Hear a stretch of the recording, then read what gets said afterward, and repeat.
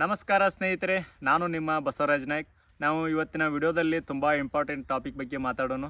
ನೋಡಿ, ನಾವು ಈ ವಿಡಿಯೋದಾಗ SSCಯ ಒಂದು ನಾರ್ಮಲೈಸೇಷನ್ ಮಾರ್ಕ್ಸ್ ಬಗ್ಗೆ ಮಾತಾಡೋಣ. ಈಗ ನಾವು ಎಕ್ಸಾಮ್ ಬರೀತು, ಎಕ್ಸಾಮ್ ಬರ್ದಾದ್ಮೇಲೆ ನಮಗೆ ಕೀ ಆನ್ಸರ್ ಬಿಡ್ತಾರೋ ಅದೇ ನಮ್ಮ ರಾ ಮಾರ್ಕ್ಸ್. ಅಂದರೆ ಎಷ್ಟು ಆಗಿರ್ತೈತಿಲ್ಲ ನಮಗೆ ಎಷ್ಟು ಮಾರ್ಕ್ಸ್ ಬಂದಿರ್ತಾವೆ ಅದಕ್ಕೆ ರಾ ಮಾರ್ಕ್ಸ್ ಅಂತು. ನೆಕ್ಸ್ಟ್ ಅದು ರಾ ಮಾರ್ಕ್ಸ್ ಅಂದ್ರೆ ಈಗ ಕೀ ಆನ್ಸರ್ ಬಿಟ್ಟ ನಂತರ ಒಂದು 15ರಿಂದ 20 ದಿನ ಆಗಲಿ, ಒಂದು ತಿಂಗಳ ನಂತರ ಅವರ ನಾರ್ಮಲೈಸೇಷನ್ ಮಾರ್ಕ್ಸ್ ಬಿಡ್ತಾರೆ. ಅದು ನಾರ್ಮಲೈಸೇಷನ್ ಮಾರ್ಕ್ಸ್ ಹೆಂಗೆ ಬಿಡ್ತಾರೋ, ಯಾವ ರೀತಿ ಕೊಡ್ತಾರೋ ಅನ್ನೋದ್ರ ಬಗ್ಗೆ ಈ ವಿಡಿಯೋದಾಗ ಮಾತಾಡೋಣ. ನನಗೆ ಬಹಳಷ್ಟು ಕ್ಯಾಂಡಿಡೇಟ್ಸ್ ಕೇಳತ್ತಾರ, ಅಣ್ಣ ರಾ ಮಾರ್ಕ್ಸ್ ಅಂದರೆ ಏನ, ಮತ್ತು ಈಗ ನಾರ್ಮಲೈಸೇಷನ್ ಮಾರ್ಕ್ಸ್ ಹೆಂಗೆ ಕೊಡ್ತಾರಣ್ಣ, ಈಗ ಮಾರ್ಕ್ಸ್ ಹೆಚ್ಚಾಗ್ತಾವೋ ಅಣ್ಣ ಅಥವಾ ಕಡಿಮೆ ಆಗ್ತಾವೋ, ಮತ್ತು ನಮ್ಮದು ಶಿಫ್ಟ್ ಭಾಳ ಟಫ್ ಇತ್ತನ ನನಗೆ ಕಡಿಮೆ ಮಾರ್ಕ್ಸ್ ಬಂದಾವು, ನಮ್ಮ ದೋಸ್ತಂದ ಭಾಳ ಈಜಿ ಇತ್ತನ ಭಾಳ ಸ್ಕೋರ್ ಹೈ ಆಗೈತಿ ಅಂತೇಳಿ ಎಲ್ಲ ಕೇಳ್ತಿರ್ತೀರಿ. ಮತ್ತು ಈಗ ಒಬ್ಬೊಬ್ರಿಗೆ ಡೌಟ್ ಇರ್ತೈತಿ, ಅಣ್ಣ ಈಗ ನಾರ್ಮಲೈಸೇಷನ್ ಮಾರ್ಕ್ಸ್ ಕೊಡ್ತಾರೋ ಇದನ್ನೇನು ಅಕ್ಯುರೇಸಿ ಮೇಲೆ ಕೊಡ್ತಾರೋ ಅಣ್ಣ, ಹೆಂಗೆ ಕೊಡ್ತಾರೋ, ನಮ್ಮದು ಭಾಳ ನೆಗೆಟಿವ್ ಆದ್ರೆ ನಮಗೆ ನಾರ್ಮಲೈಸೇಷನ್ ಮಾರ್ಕ್ಸ್ ಕಡಿಮೆ ಬರ್ತಾವಣ್ಣ, ಅಥವಾ ನಮಗೀಗ ಅಂದರೆ ನೆಗೆಟಿವ್ ಭಾಳ ಆಗಿರೋಂಗಿಲ್ಲ, ನಾವು ಹೆಚ್ಚು ಅಕ್ಯುರೇಟ್ ಕರೆಕ್ಟ್ ಮಾಡಿದ್ವು ಅಂದ್ರೆ ನಮಗೆ ನಾರ್ಮಲೈಸೇಷನ್ ಹೆಚ್ಚು ಬರ್ತಾವಣ್ಣ ಅಂತೇಳಿ ಹಿಂಗೆ ಭಾಳಷ್ಟು ಕ್ವಶನ್ ಕೇಳತ್ತಿದ್ರಿ. ಅದಕ್ಕಾಗಿ ನಾ ಈ ವಿಡಿಯೋ ಮಾಡತ್ತನು. ನಿಮಗೆ ಈ ವಿಡಿಯೋದಾಗ ನಾರ್ಮಲೈಸೇಷನ್ ಅಂದರೆ ಏನು, ಯಾವ ರೀತಿ ನಾರ್ಮಲೈಸೇಷನ್ ಮಾರ್ಕ್ಸ್ ಕೊಡ್ತಾರೋ ಅಂತೇಳಿ ಎಲ್ಲ ಸಂಪೂರ್ಣವಾಗಿ ಈ ವಿಡಿಯೋದಾಗ ಮಾಹಿತಿ ಕೊಡ್ತನು. ಇವಾಗ ನೋಡ್ರಿ, ನೀವು ನಾರ್ಮಲೈಸೇಷನ್ ಮಾರ್ಕ್ಸ್ ಅಂದರೆ ಏನನ್ನ ಅವ್ನು ಹೆಂಗೆ ಕೊಡ್ತಾರೆ ಅಂತ ಕೇಳ್ಬೋದು. ಇವಾಗ ನೋಡ್ರಿ, ಈಗ ಏನಾಕೈತಿ, ಎಕ್ಸಾಮ್ ಅಂದರೆ ಕಂಪ್ಯೂಟರ್ ಬೇಸ್ಡ್ ಎಕ್ಸಾಮ್ ಏನು ನಡೀತಾವೆ, ಇವು ಆಲ್ಮೋಸ್ಟ್ ಮಲ್ಟಿಪಲ್ ಶಿಫ್ಟ್ನೇ ನಡೆದಿರ್ತಾವೆ ಮತ್ತು ಮಲ್ಟಿಪಲ್ ಡೇಸ್. ಅಂದರೆ ಈಗ ಒಂದು ತಿಂಗಳ ಗಂಟ್ಲೆ ನಡೀತಾವೆ, ದಿನಕ್ಕೆ 3ರಿಂದ 4 ಶಿಫ್ಟ್ ಎಕ್ಸಾಮ್ ನಡೆದಿರ್ತಾವೆ. ಅದಕ್ಕಾಗಿ ಏನು ಮಾಡ್ತಾರೋ, ಎಲ್ಲರ ಒಂದು ಕ್ವಶನ್ ಪೇಪರನ್ನು ಸಮಾನತೆಯನ್ನು ಕಾಪಾಡೋ ಸಂಬಂಧ ಒಬ್ಬೊಬ್ರು ಶಿಫ್ಟ್ ಟಫ್ ಬಂದಿರುತ್ತೆ, ಒಬ್ಬೊಬ್ರು ಶಿಫ್ಟ್ ಈಜಿ ಬಂದಿರ್ತೈತೆ. ಆದ ಉದ್ದೇಶದಿಂದ ಎಲ್ಲರ ಎಕ್ಸಾಮ್ ಮಾರ್ಕ್ಸನ್ನು ಸಮಾನತೆಯನ್ನು ಕಾಪಾಡಿಕೊಳ್ಳುವ ಒಂದು ಉದ್ದೇಶದಿಂದ ನಾರ್ಮಲೈಸೇಷನ್ ಮಾರ್ಕ್ಸ್ ಕೊಡ್ತಾರೆ. ಈಗ ನೋಡ್ರಿ, ಈಗ SSC ಎಕ್ಸಾಮ್ ತಗೋರಿ, SSC CHSL ಆಗಿರ್ಬೋದು, CGL ಆಗಿರ್ಬೋದು, SSC GD ಆಗಿರ್ಬೋದು, ಮತ್ತು SSC CPO ಆಗಿರ್ಬೋದು, ಮತ್ತು ಹೆಡ್ ಕಾನ್ಸ್ಟೇಬಲ್ ಆಗಿರ್ಬೋದು. ಹಾಗೆ ನೀವು ನೋಡ್ಬೋದು, ಈಗ ರೈಲ್ವೆ ಡಿಪಾರ್ಟ್ಮೆಂಟ್ದಾಗೂ ಒಂದು RRB ಗ್ರೂಪ್ D ಆಗಿರ್ಬೋದು, ALP ಆಗಿರ್ಬೋದು, NTPC ಆಗಿರ್ಬೋದು, ಯಾವುದೇ ಒಂದು ಸೆಂಟ್ರಲ್ ಗೌರ್ಮೆಂಟ್ ಎಕ್ಸಾಮ್ ತಗೋರಿ ನೀವು. ಈಗ ಏನು CBT ಎಕ್ಸಾಮ್ ನಡೀತಿರ್ತಾವೆ ಅವು ಮಲ್ಟಿಪಲ್ ಶಿಫ್ಟ್ನಾಗ ನಡೀತಿರ್ತಾವೆ, ಮತ್ತು 15ರಿಂದ 20 ದಿನ ಆಗಲಿ, ಒಂದು ತಿಂಗಳ ಗಂಟಲೆ ನಡೀತಾವೆ, ದಿನಕ್ಕೆ 3ರಿಂದ 4 ಶಿಫ್ಟ್ ನಡೀತಿರ್ತಾವೆ. ಅದಕ್ಕಾಗಿ ಏನಾಕೈತಿ, ಒಬ್ಬೊಬ್ರಿಗೆ ಶಿಫ್ಟ್ ಎಕ್ಸಾಮ್ ಈಜಿ ಬರ್ತೈತಿ, ಒಬ್ಬೊಬ್ರಿಗೆ ಟಫ್ ಬಂದಿರ್ತೈತಿ. ಅದ ಒಂದು ಎಲ್ಲರ ಮಾರ್ಕ್ಸನ್ನು ಸಮಾನತೆಯನ್ನು ಕಾಪಾಡಿಕೊಳ್ಳೋ ಒಂದು ಉದ್ದೇಶದಿಂದ ಈ ನಾರ್ಮಲೈಸೇಷನ್ ಮಾರ್ಕ್ಸ್ ಕೊಡ್ತಾರೆ ರೀ. ನೋಡಿರಿ, ಇವಾಗ ನೀವು ಕೇಳ್ಬೋದು, ನಾರ್ಮಲೈಸೇಷನ್ ಮಾರ್ಕ್ಸ್ ಯಾಕೆ ಕೊಡ್ತಾರನ್ನ ಮತ್ತು ಯಾಕೆ ಕೊಡ್ಬೇಕನ್ನ, ಈಗ ನಮ್ಮ ರಾ ಮಾರ್ಕ್ಸ್ ಸಾಕ್ಲಣ್ಣ ಎಕ್ಸಾಮ್ ಕ್ವಾಲಿಫೈ ಆಗೋಕೆ ಅದ್ರ ಕೊಡೋ ಉದ್ದೇಶ ಏನಂತ ಕೇಳ್ಬೋದು ನೀವು. ಈಗ ನೋಡಿರಿ, ನಾ ಎಕ್ಸಾಂಪಲ್ ಕೊಟ್ಟು ಹಂಗೆ ಹೇಳ್ತೀನಿ ನಿಮಗೆ. ಈಗ 1ನೇ ಶಿಫ್ಟ್ ಈಜಿ ಬಂದಿರ್ತೈತೆ, ಅವ ಎಷ್ಟು ಸ್ಕೋರ್ ಮಾಡ್ತಾನಂದ್ರೆ 75 ಸ್ಕೋರ್ ಮಾಡ್ತಾನೆ. 2ನೇ ಶಿಫ್ಟ್ ಏನಾಗಿರ್ತೈತಿ, ಟಫ್ ಬರ್ತೈತಿ, ಅವ ಎಷ್ಟು ಸ್ಕೋರ್ ಮಾಡ್ತಾನಂದ್ರೆ 60 ಮಾಡ್ತಾನೆ. ಈಗ ನೋಡ್ರಿ, ಈಗ ಈಜಿ ಬಂದವಾಗ 75 ಮಾಡ್ತಾನು, ಟಫ್ ಬಂದವ 60 ಮಾಡಿರ್ತಾನೆ. ಅದನ್ನು ನಾರ್ಮಲೈಸೇಷನ್ ಒಳಗೆ ಏನು ಮಾಡ್ತಾರೋ, ಈಗ ಈಜಿ ಶಿಫ್ಟ್ ಬಂದಿರ್ತೈತ್ಲೆ ಅವ್ಗೆ 2 ಡಿಕ್ರೀಸ್ ಮಾಡ್ತಾರೆ, ಟಫ್ ಶಿಫ್ಟ್ ಬಂದಿರ್ತೈತ್ಲೆ ಅವ್ಗೆ ಎಷ್ಟು ಮಾಡ್ತಾರೋ ಒಂದು 3ರಿಂದ 4 ಹೆಚ್ಚು ಮಾಡ್ತಾರೆ. ಈಗ ನೋಡ್ರಿ, ಈಗ ಈಜಿ 75 ಮಾಡಿರ್ತಾವ, ಅವ್ಗೆ ಎಷ್ಟು ಆಗ್ಬೋದು ಅಂದ್ರೆ 72 73 ಆಗ್ಬೋದು. ನಾ ಹಂಗೆ ಎಕ್ಸಾಂಪಲ್ ಕೊಟ್ಟು ಹೇಳತ್ತೀನಿ. ಇಲ್ಲಿ ಮಾರ್ಕ್ಸ್ ಹೆಚ್ಚು ಅಕ್ಕಾವು, ಕಡಿಮೆನೂ ಅಕ್ಕಾವು. ಹಂಗೆ ನೋಡ್ರಿ, ಈಗ ಟಫ್ ಬಂದಿರ್ತೈತೆ ಅವ 60 ಮಾಡಿರ್ತಾನೋ, ಒಂದು 65 ಆಗ್ಬೋದು. ಇದೇ ರೀತಿ ಒಂದು SSC ಒಳಗೆ ಒಂದು ನಾರ್ಮಲೈಸೇಷನ್ ಮಾರ್ಕ್ಸ್ ಕೊಡ್ತಾರೆ. ನೋಡ್ರಿ, ನೀವು ಇವಾಗ ಎಕ್ಸಾಮ್ ಬರ್ತೀರಿ, ಬರೆದ ನಂತರ ಕೀ ಆನ್ಸರ್ ಬಿಡ್ತಾರೆ, ಅದ ನಿಮ್ಮ ರಾ ಮಾರ್ಕ್ಸ್ ಆಗಿರ್ತೈತಿ. ರಾ ಮಾರ್ಕ್ಸ್ ಬಿಟ್ಟಂತ ಅಂದರೆ ಕೀ ಆನ್ಸರ್ ಬಿಟ್ಟ ನಂತರ ಒಂದು 15ರಿಂದ 20 ದಿನ ನಂತರ ಏನು ಬಿಡ್ತಾರೋ ನಾರ್ಮಲೈಸೇಷನ್ ಮಾರ್ಕ್ಸ್ ಬಿಡ್ತಾರೆ, ಅಥವಾ ಒಂದು ತಿಂಗಳು ಹೋಗ್ಬೋದು ನಾರ್ಮಲೈಸೇಷನ್ ಮಾರ್ಕ್ಸ್ ಬಿಡ್ತಾರೋ. ಏನಾಕೈತಿ ನೋಡ್ಬೋದು ನೀವು. ಈಗ ಒಬ್ಬೊಬ್ರಿಗೆ ಎಷ್ಟು ಬರ್ತಾವೆ, 1 ಮಾರ್ಕ್ಸು ಬರ್ಬೋದು, 2 ಮಾರ್ಕ್ಸು ಬರ್ಬೋದು, 3 ಬರ್ಬೋದು, 5 ಬರ್ಬೋದು, 10 ಬರ್ಬೋದು, 15 ಬರ್ಬೋದು. ಮತ್ತು ಒಬ್ಬೊಬ್ರಿಗೆ ಏನಾಕೈತಿ, ಈಗ 2 ಲೆಸ್ಸು ಆಗ್ಬೋದು, 4 ಮಾರ್ಕ್ಸ್ ಲೆಸ್ಸು ಆಗ್ಬೋದು, ಹಿಂಗಿರ್ತೈತಿ ರೀ ಇದು. ಮತ್ತು ಈಗ ನೋಡ್ಬೋದು ನೀವು, ನಾನು ಕೇಳ್ಬೋದು, ಈಗ ಒಂದೇ ಶಿಫ್ಟ ನೀವು ಇಬ್ಬರದು ಒಂದೇ ಶಿಫ್ಟೇ, ಒಂದೇ ಡೇಟ ಒಂದೇ ಶಿಫ್ಟೇ ಇರ್ತೈತೆ, ಬಟ್ ಇಬ್ಬರಿಗೂ ಬೇರೆ ಬೇರೆ ಮಾರ್ಕ್ಸ್ ಬಿದ್ದಿರ್ತಾವೆ. ಮತ್ತು ಇನ್ನೊಂದು ಎಕ್ಸಾಂಪಲ್ ಕೊಡ್ತೀನಿ ನಿಮಗೆ, ಒಂದೇ ಡೇಟ ಒಂದೇ ಶಿಫ್ಟ, ಬಟ್ ಇಬ್ಬರದು ಸೇಮ್ ಮಾರ್ಕ್ಸ್ ಬಿದ್ದಿರ್ತಾವೆ. ಇದು ಹೆಂಗೆ ಅನ್ನೋದ ಈಗ ಮುಂದೆ ನೆಕ್ಸ್ಟ್ ಎಲ್ಲ ಹೇಳ್ತೀನಿ ನಿಮಗೆ. ಮತ್ತು ಈಗ ನಾರ್ಮಲೈಸೇಷನ್ ಮಾರ್ಕ್ಸ್ ಅಂತ ಅಕ್ಯುರೇಸಿ ಮ್ಯಾಗ ಕೊಡಂಗಿಲ್ಲ ರೀ, ಇದು ಮಾತ್ರ 100% ಟ್ರೂತ್. ನಾನು ನಿಮಗೆಲ್ಲ ಎಕ್ಸಾಂಪಲ್ ಕೊಟ್ಟು ನಿಮಗೆ ಉದಾಹರಣೆ ಕೊಟ್ಟು ಎಲ್ಲ ಹೇಳ್ತೀನಿ. ಅಕ್ಯುರೇಸಿ ಮ್ಯಾಗ ಅಂತ ಕೊಡಂಗಿಲ್ಲ. ಅವ್ರದ್ದು ಏನೋ ಒಂದು SSC ಅವ್ರದ್ದು ಒಂದು ಸ್ಟ್ಯಾಟಿಸ್ಟಿಕಲ್ ಒಂದು ಫಾರ್ಮುಲಾ ಐತಿ, ಅದ್ರ ಪ್ರಕಾರ ಕೊಡ್ತಾರೋ, ಅದನ್ನೆಲ್ಲ ಹೇಳ್ಕೊತ ಹೋಗ್ಕೊಂಡು ನಿಮಗೆ. ನೋಡಿರಿ, ನಿಮಗೆ ಇವಾಗ ಎಲ್ಲರಿಗೂ ಒಂದು ಡೌಟ್ ಇರ್ತೈತೆ, ಅಣ್ಣ ನಾರ್ಮಲೈಸೇಷನ್ ಮಾರ್ಕ್ಸನ್ನ ಅಕ್ಯುರೇಸಿ ಮ್ಯಾಗ ಕೊಡ್ತಾರನ್ನ ಅಂತೇಳಿ. ಅಕ್ಯುರೇಸಿ ಮ್ಯಾಗ ಕೊಡಂಗಿಲ್ಲ ರೀ, ನಾ 100% ಟ್ರೂತ್ ಹೇಳತ್ನು, ಅಕ್ಯುರೇಸಿ ಮ್ಯಾಗ ಕೊಡಂಗಿಲ್ಲ. ಯಾಕೆ ಅನ್ನೋದು ಹೆಂಗೆ ಅನ್ನೋದು ಹೇಳ್ತೀನಿ ನಿಮಗೆ ಒಂದು ಡೌಟ್ ಇರ್ಬೋದು ಅಣ್ಣ ಈಗ ನೋಡು ಅಣ್ಣ ಈಗ ನಾವು ಇಬ್ಬರದು ಒಂದೇ ಶಿಫ್ಟ್ ಅನ್ನ ನಮ್ಮ ದೋಸ್ತರದ ಬಟ್ ಅವಾಗ ಬೇರೆ ಮಾರ್ಕ್ಸ್ ಬಿದ್ದಾವಣ್ಣ ನನಗೆ ಬೇರೆ ಮಾರ್ಕ್ಸ್ ಇದ್ದಾವಣ್ಣ ಅದಕ್ಕೆ ಇದು ಅಕ್ಯುರೇಸಿ ಮ್ಯಾಗೆ ಕೊಡ್ತಾರಂತ ಹೇಳ್ಬೋದು. ಅಕ್ಯುರೇಸಿ ಮ್ಯಾಗೆ ಕೊಡಂಗಿಲ್ಲ ರೀ. ಇದು SSC ಒಂದು ಸ್ಟ್ಯಾಟಿಸ್ಟಿಕಲ್ ಫಾರ್ಮುಲಾ ಐತಿ, ಅದ್ರ ಪ್ರಕಾರನ ಕೊಡ್ತಾರೋ.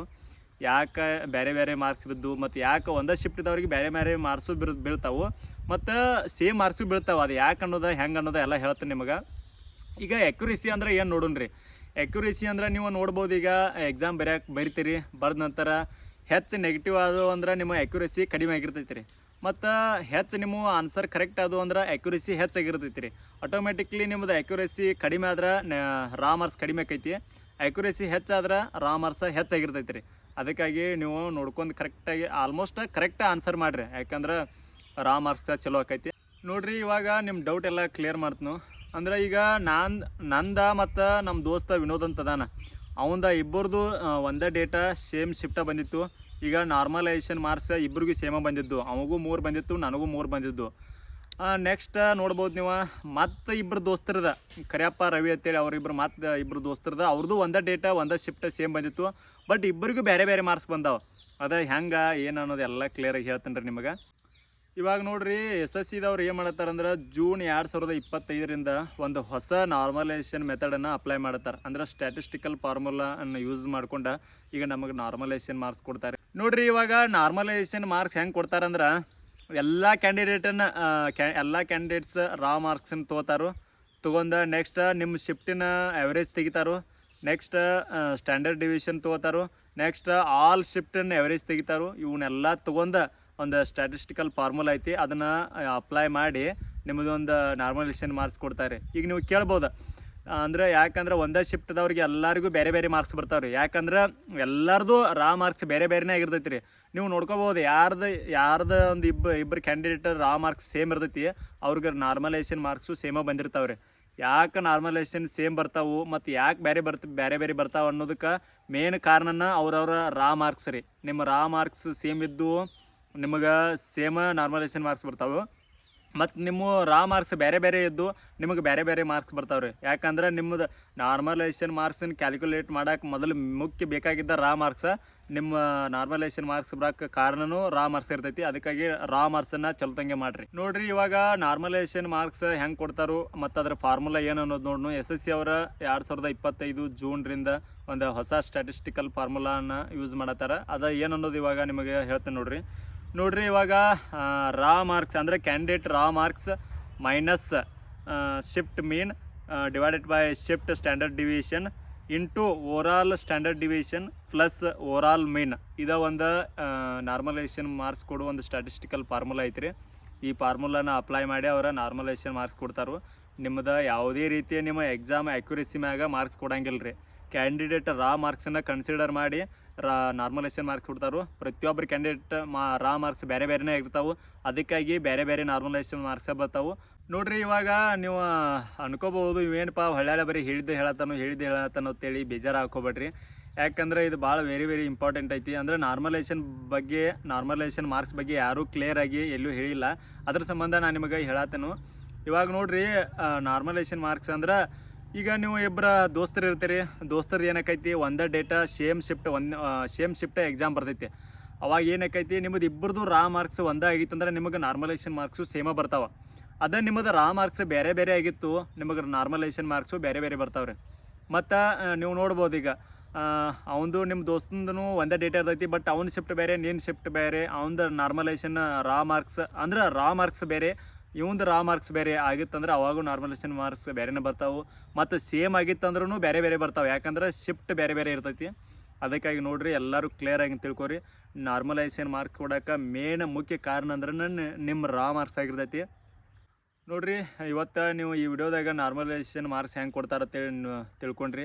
ಇದು SSC ಅಷ್ಟೇ ಅಲ್ಲ, ಯಾವುದೇ ಒಂದು ಸೆಂಟ್ರಲ್ ಗೌರ್ಮೆಂಟ್ ಆಗಲಿ, ಸ್ಟೇಟ್ ಗೌರ್ಮೆಂಟ್ ಆಗಲಿ, ಯಾವುದೇ ಎಕ್ಸಾಮ್ ಆಗಲಿ, ಅಂದರೆ CBT ಎಕ್ಸಾಮ್ ಇತ್ತು, ಮಲ್ಟಿಪಲ್ ಶಿಫ್ಟ್ನೇ ನಡೆಯುತ್ತಂದ್ರೆ ಇದೇ ರೀತಿ ಒಂದು ನಾರ್ಮಲೈಸೇಷನ್ ಮಾರ್ಕ್ಸ್ ಕೊಡ್ತಾರೆ. ಮತ್ತು ಇದು ಎಲ್ಲರಿಗೂ ಯೂಸ್ಫುಲ್ಲ. ಯಾಕಂದ್ರೆ ಒಂದೊಂದು ಶಿಫ್ಟ್ ಈಜಿ ಬಂದಿರ್ತೈತಿ, ಒಂದೊಂದು ಶಿಫ್ಟ್ ಟಫ್ ಬಂದಿರ್ತೈತಿ. ಎಲ್ಲರ ಮಾರ್ಕ್ಸನ್ನು ಒಂದು ಬ್ಯಾಲೆನ್ಸ್ ಮಾಡುವ ಉದ್ದೇಶದಿಂದ ಈ ನಾರ್ಮಲೈಸೇಷನ್ ಮಾರ್ಕ್ಸನ್ನು ಕೊಡ್ತಾರೆ ರೀ ನೋಡಿರಿ. ನಿಮಗೆ ಈ ವಿಡಿಯೋದಾಗ ನಾರ್ಮಲೈಸೇಷನ್ ಮಾರ್ಕ್ಸನ್ನು ಹೆಂಗೆ ಕೊಡ್ತಾರೆ ಅಂತೇಳಿ ಸಂಪೂರ್ಣವಾಗಿ ವಿವರಣೆ ಕೊಟ್ಟದನು. ಮತ್ತು ನಿಮಗೆ ಹಂಗೆ ನಾನು ವಿಡಿಯೋ ಇಷ್ಟ ಆಗಿದ್ರೆ ಲೈಕ್ ಮಾಡಿ, ಶೇರ್ ಮಾಡಿ, ಕಾಮೆಂಟ್ ಮಾಡಿ, ಹಂಗೆ ನಾನು ಚಾನಲ್ನ ಸಬ್ಸ್ಕ್ರೈಬ್ ಮಾಡಿ. ನೀವು ನೋಡಿರಿ, ನಿಮಗೆ ಯಾವುದೇ ರೀತಿ ಡೌಟ್ ಇರಲಿ, SSC ಎಕ್ಸಾಮ್ ಬಗ್ಗೆ ಯಾವುದೇ ರೀತಿ ಡೌಟ್ ಇರಲಿ, ನನಗೆ ಕಾಮೆಂಟ್ ಬಾಕ್ಸಾಗ ಕಮೆಂಟ್ ಮಾಡಿರಿ, ನಿಮಗೆ ಎಲ್ಲರಿಗೂ ರಿಪ್ಲೈ ಮಾಡ್ತೀನಿ ನಾನು. ಮತ್ತು ಹಂಗೆ ನೀವು ಇನ್ನೂ ಚಲೋ ತಂಗೆ ಸ್ಟಡಿ ಮಾಡಿರಿ, ಯಾಕಂದ್ರೆ ಪ್ರೀವಿಯಸ್ ಇಯರ್ ಕ್ವಶನ್ ಪೇಪರ್ನ ಬಿಡಿಸ್ರಿ. 2025, 24, 23 ಎಷ್ಟು ಸಾಧ್ಯ ಆಕೈತೆ ಅಷ್ಟು ಕ್ವಶನ್ ಪೇಪರ್ ಬಿಡಿಸ್ರಿ.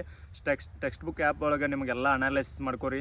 ಮತ್ತು ನಿಮಗೆ 4 ಆಪ್ಷನ್ದ ಎಕ್ಸ್ಪ್ಲನೇಷನ್ ಕೊಟ್ಟಿರ್ತಾನು. ಪ್ರತಿಯೊಂದು ಯಾವ ಕ್ವಶನ್ ನಿಮಗೆ ಬರೋಂಗಿಲ್ಲ ಅದು ಟೆಕ್ಸ್ಟ್ ಬುಕ್ ಆ್ಯಪ್ದಾಗ ಎಕ್ಸ್ಪ್ಲನೇಷನ್ ಕೊಟ್ಟಿರ್ತಾನು. ನೀವು ಬೇರೆ ಆ್ಯಪ್ ಕೇಳತ್ತೀರಿ, ನಾನು ಬೇರೆ ಆ್ಯಪ್ ಯೂಸ್ ಮಾಡೋಕೆ ಹೋಗ್ಬೇಡ್ರಿ, ಯಾಕಂದ್ರೆ text book app the best app. ನಾ ಏನು ಆ್ಯಪ್ನ ನಿಮಗೆ ಪ್ರಮೋಟ್ ಏನು ಮಾಡತ್ತಿಲ್ಲ, ಯಾಕಂದ್ರೆ ಅದು ಭಾಳ ಬೆಸ್ಟ್ ಆ್ಯಪ್ ಐತಿ, ಅದಕ್ಕಾಗಿ ಅದರ ಯೂಸ್ ತೊಗೋರಿ. ಹಾಗೆ ಎಲ್ಲರೂ ಚಲೋದಂಗೆ ಅಭ್ಯಾಸ ಮಾಡಿರಿ. ಮತ್ತು ಇವಾಗ ನೀವು ನೋಡ್ಬೋದು ನಿಮ್ಮ ಸ್ಕೋರ್ ಎಷ್ಟು ಆಕೈತಿ ಅನ್ನೋದು ನಿಮಗೆ ಇಲ್ಲೇ ಒಂದು ಐಡಿಯಾ ಸಿಗೈತೆ.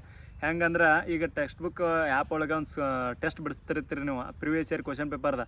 ಈಗ 2025 ಸ್ವಲ್ಪ ಈಸಿ ಅದಾವೆ, ಅದನ್ನು ಬಿಡ್ರಿ. ಈಗ 2024 25 ಬಿಡಿಸ್ತಿರ್ತೀರಿ. ಅವಾಗ ಏನಕ್ಕೈತಿ, ಒಂದು 20 ಕ್ವಶನ್ ಪೇಪರ್ ತೊಗೋರಿ. ನೀವು 20 ಕ್ವಶನ್ ಪೇಪರ್ ತೊಗೊಂಡು ಅನಾಲಿಸಿಸ್ ಮಾಡೋಣ ನಾವು, ನಮ್ಮದು ಮಾರ್ಕ್ಸ್ ಎಷ್ಟು ಆಗ್ಬೋದು, ಸ್ಕೋರ್ ಎಷ್ಟು ಆಗ್ಬೋದು ಅನ್ನೋದು. ಈಗ ನಿಮ್ಮದು ಸ್ಕೋರ 90ರಿಂದ 110 ತನಕ ಆಗತೈತಿ ಅಂದ್ರೆ ನಿಮ್ಮದು ಏನದ ಒಂದು ನಿಮ್ಮದು 2026 ಸ್ಕೋರು ಅಷ್ಟೇ ಆಗ್ಬೋದು ರೀ. ಯಾಕಂದ್ರೆ ಈಗ ಆದ್ರೆ ಒಂದು 10 ಮಾರ್ಕ್ಸ್ ಕಡಿಮೆ ಆಗ್ಬೋದು, ಆದ್ರೆ 10 ಮಾರ್ಕ್ಸ್ ಹೆಚ್ಚಾರ ಆಗ್ಬೋದು, ಅಥವಾ ಅಷ್ಟೇ ಅದ್ರೊಳಗೆ ಇರ್ಬೋದು, ಅಷ್ಟೇ ಹಾಕಿರ್ತೈತಿ. ಅದಕ್ಕಾಗಿ ನೋಡ್ಕೊರಿ, ಚಲೋ ತಂಗೆ ಅಭ್ಯಾಸ ಮಾಡಿರಿ. ಎಲ್ಲರಿಗೂ ಒಳ್ಳೇದಾಗಲಿ, ಎಲ್ಲರಿಗೂ ಆಲ್ ದ ಬೆಸ್ಟ್.